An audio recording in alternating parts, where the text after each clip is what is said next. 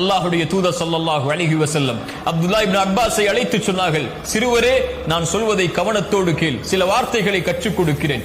அல்லாஹ்வை பாதுகார், அல்லாஹ் உன்னை பாதுகாப்பான். அல்லாஹ்வை நீ பாதுகாத்தால் உனக்கு உதவி செய்பவனாக அல்லாஹ்வை பெற்றுக் கொள்வாய். நீ ஏதாவது கேட்க வேண்டும் என்றால் அல்லாஹ்விடத்திலே கேள், ஏதாவது உதவி தேட வேண்டும் என்றால் அல்லாஹ்விடத்திலே உதவி தேடு. மனிதர்கள் எல்லோரும் உனக்கு ஒரு நலவை செய்ய நாடினாலும் அல்லாஹ் நாடியதை தவிர எதையும் செய்ய முடியாது. மனிதர்கள் எல்லோரும் உனக்கு ஒரு தீயதை செய்ய நாடினாலும் அல்லாஹ் விதித்ததை தவிர எதையும் செய்ய முடியாது.